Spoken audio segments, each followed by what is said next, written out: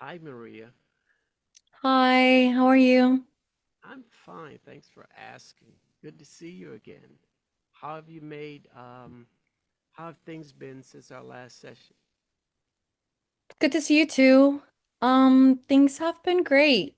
Things been great. Better than a month ago, that's for sure. Hmm. I can see myself improving in some things. Um, Still not where I'd like to be, but improving for sure. Sure, sure. Anything specific? Mm, I would say with my sleep, it still seems to be an issue. Okay. I'm still not getting 7 to 8 hours of sleep every night. I'm still a bit distracted Hmm. before I go to bed. Anything positive to your sleep? Has there been improvements with your sleep? There has when it's usually when I have a big test or I have an event going on the next day Sure. that I make sure when I know I'm organized and I have my things done and I'm prepared for the next day, that's when I see I get the most sleep and the most rest. I see. Well, that's progress. So have you noticed any changes in how you feel during the day? Energy levels or mood, focus? Yes, I feel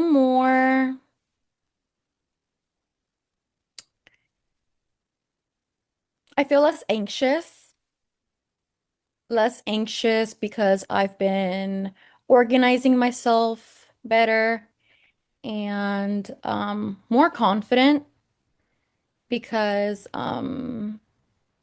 I've prepared myself um, in time and I just feel better to start my day. I feel more energetic Sure. and yeah, just confident overall. And what areas do you really think you need to work on?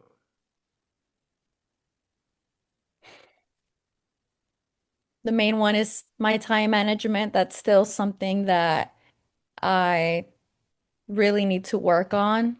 Mm-hmm. Um, Sure. like I mentioned last session, I'm not horrible at it, but I can't always depend on my mind to Sure. remember every single thing when there's so much going on in my life. Um, Not only is there school, but I also have a huge family and I also do babysitting. So I really have to manage my time. And if I don't, then it causes problems. I um also confusion Sure. and it's not a good way of living. Well, that's common in your situation. It tells us that your body is resting, but your mind hasn't learned how to rest yet. And today, with regard to that, we'll work on helping your mind slow down as much as your body does. Okay. Before we dive in, on a scale of 1 to 10, how connected or comfortable are you feeling in our session today? I feel comfortable. I would say an 8.5. Awesome. I'll keep checking in so we can make sure this space continues to be a safe place for you. Last time we worked on identifying perfectionist thoughts. Of course, that's my words. Um, those I have to do everything right. Those Mhm. types of messages. Did you notice any examples of those this week? Oh yes. On a quiz that I had, Mm.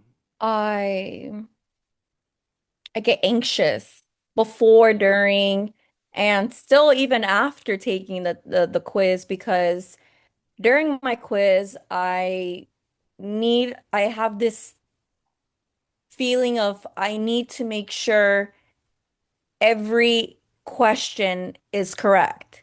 And um, if I don't have that, what's the word? Take your time. Like if I don't know for a fact that, okay, I got this one right, then I feel disappointment and I feel I feel a bit dumb Really? because I feel like, yeah, like I should have studied enough to memorize everything that the quiz was going to cover. So, yeah, I feel there's this need of a perfect score when I take my tests. Well, somehow I um, I have a sense of awareness of what you're going through, and your self-awareness was really awesome. I don't know that you are aware of it, but you were really able to see yourself. Now let's walk through this CBT model, and we refer to it as the ABC model. And the ABC is activating event, the B is belief, and the C is consequence. Now let me give you some active examples. A is activating event. The example is finishing an assignment early. That's what is actively in the background of your mind. B, belief. If I if I stop, I'll fall behind. That continues to play. And C, the consequence, anxiety and guilt. Now let me go just a little further and continue in the alphabet, including D and E, these steps of CBT, of course. The D is dispute. And our example would be, is there any evidence that taking one evening off causes failure? You see, it challenges A, B, and C. Yeah. E, effective new belief. And it challenges by saying rest helps me maintain focus and perform better long term. When you think that new belief that challenges the difficult, pervasive thinking, what emotions show up? When I'm thinking of the new belief, I feel less anxious, that's for sure.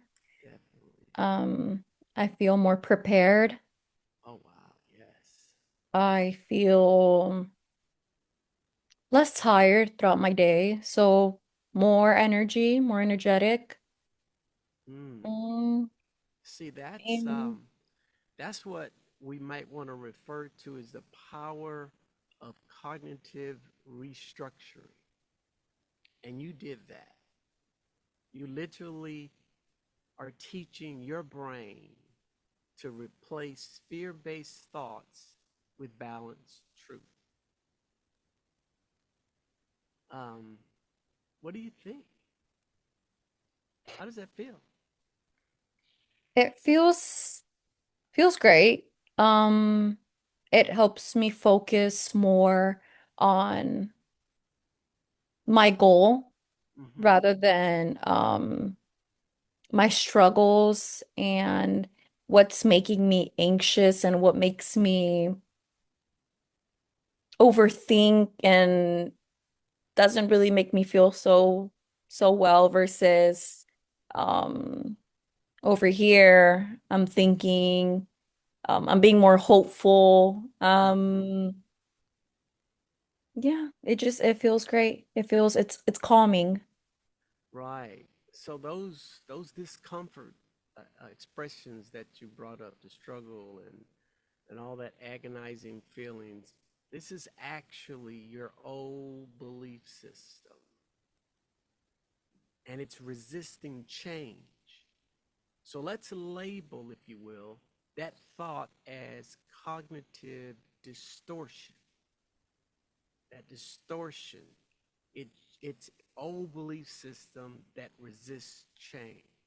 Specifically, all or nothing thinking, either perfect productivity or complete failure, those extremes. And looking at those extremes from another perspective, let's see if we can identify a middle ground. Okay. Um, What can you do that's a middle ground?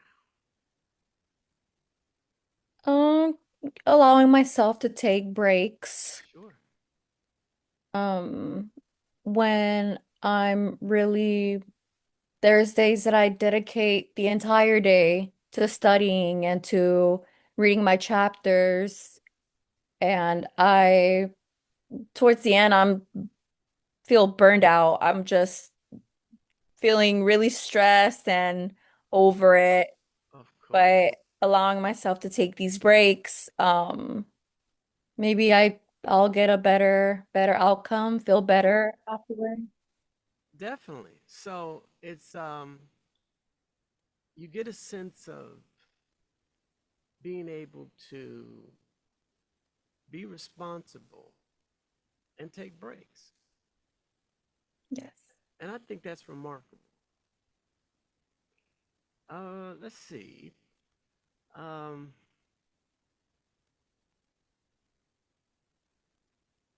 when we when you allow that middle ground, let's refer to that as cognitive flexibility. Okay. This is what you're permitting.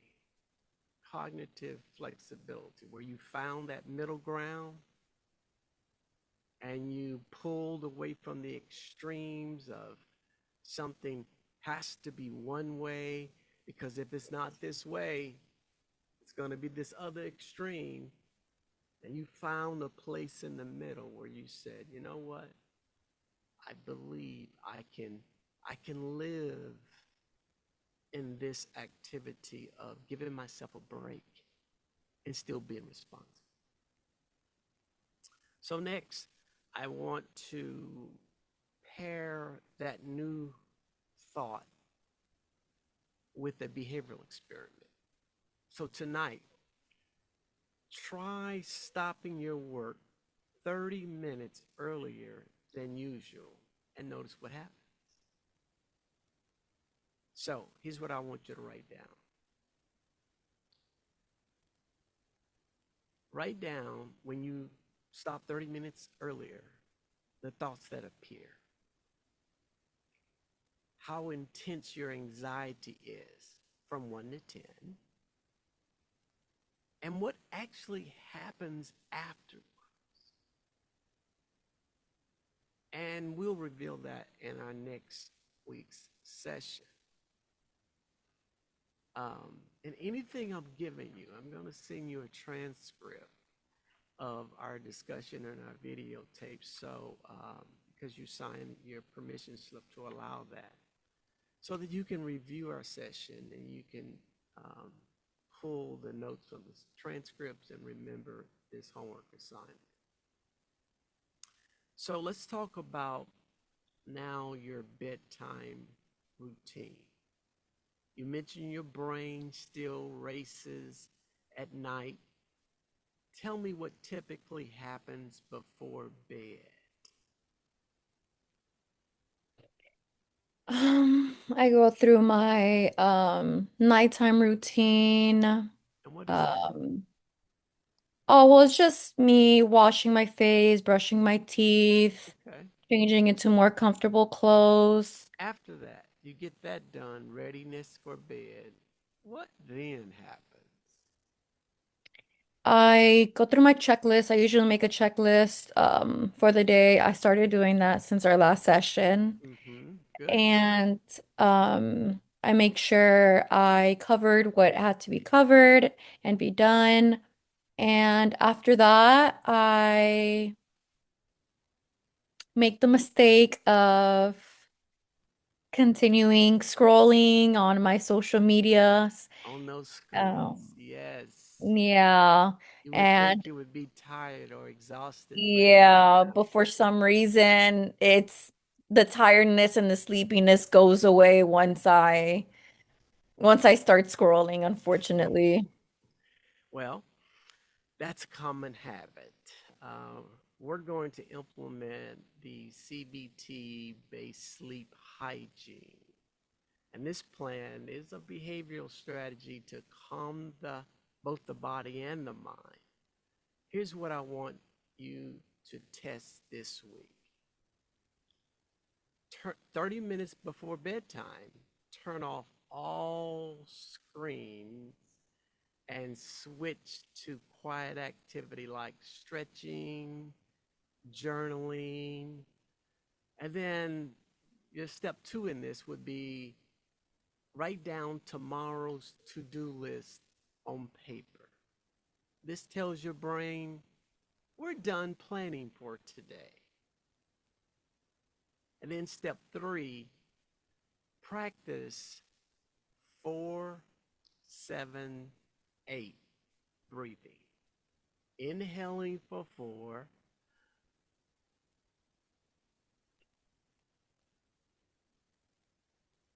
holding it for 7, and exhaling for 8.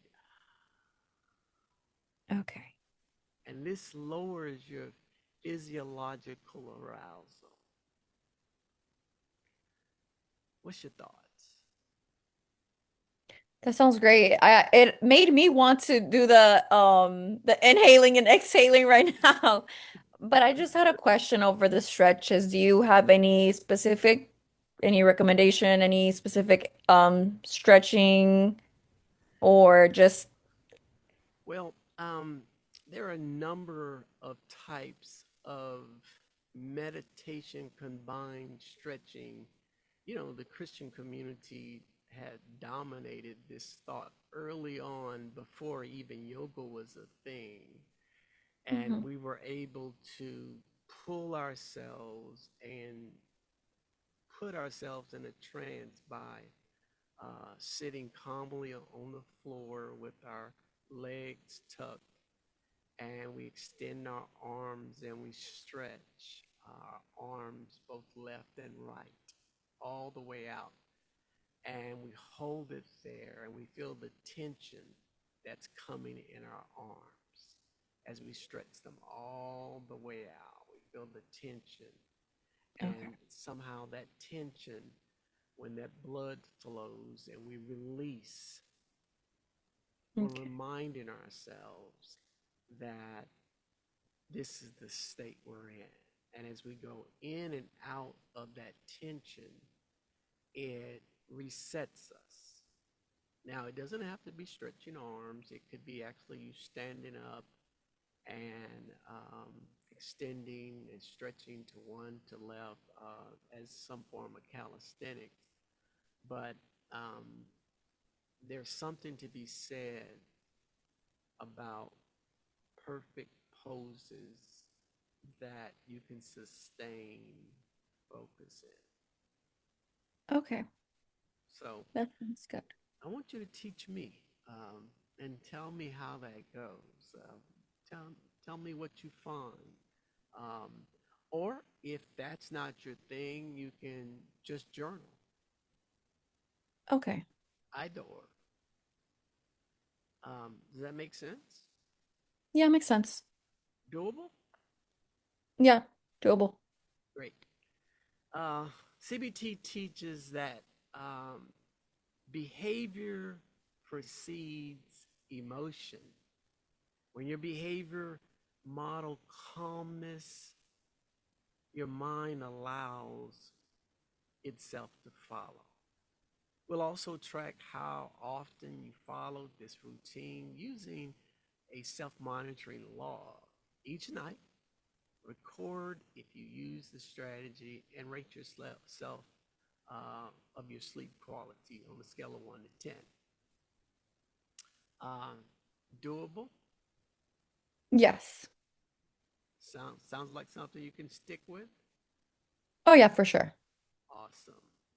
Um, Behavior consistency is one of our main goals here.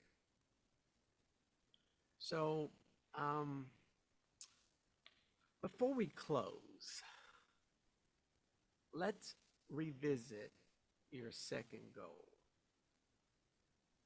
building self confidence and reducing people pleasing. How has that been?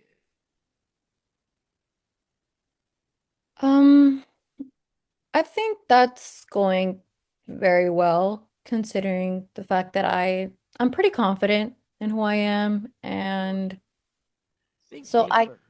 Think deeper. Excuse me for interrupting you, but think no, no, deeper. no, it's okay. Think Thinking about your larger family. Think about your friends.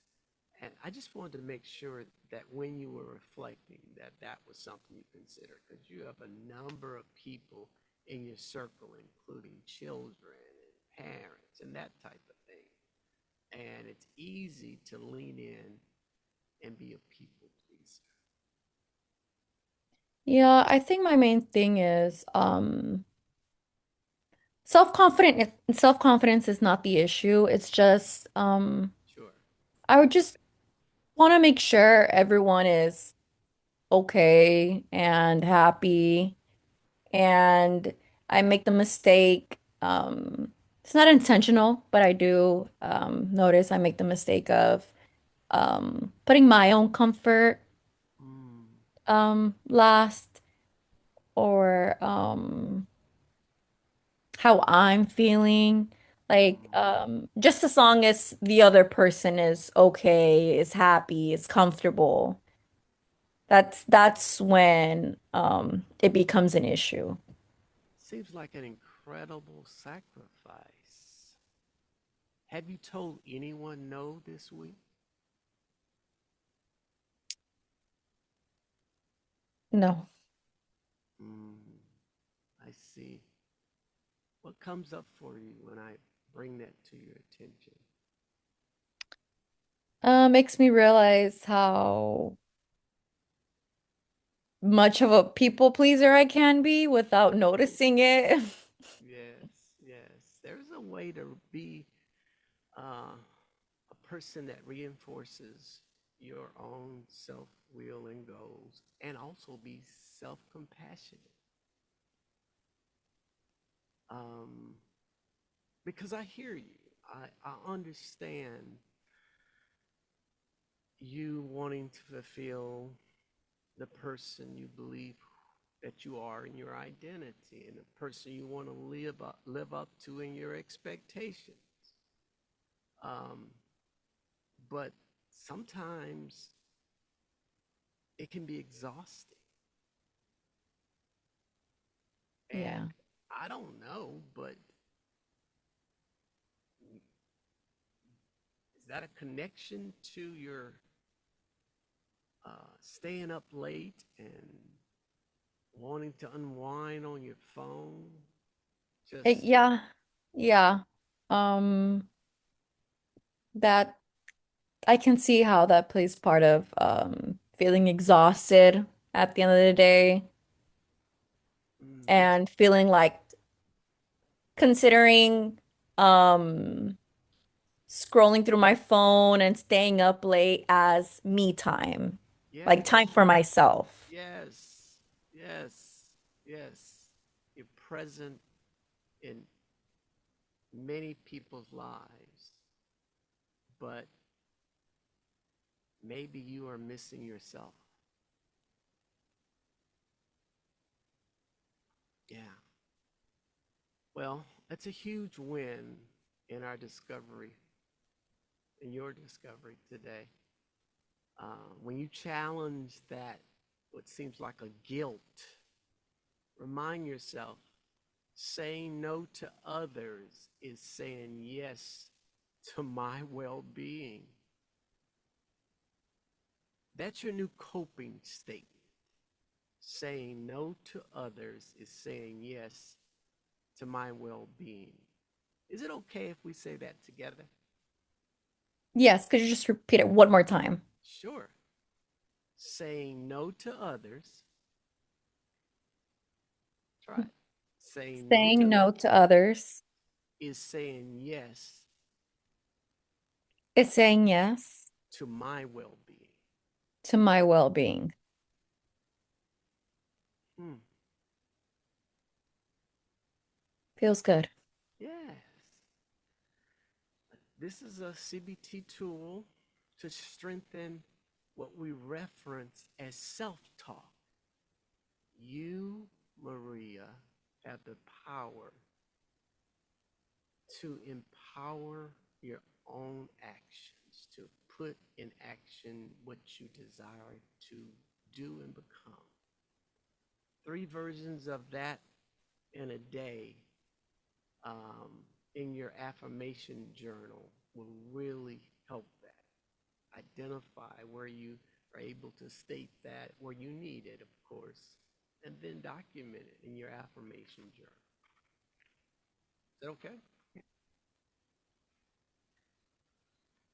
So, um, we'll also introduce a self compassion technique called the three C's.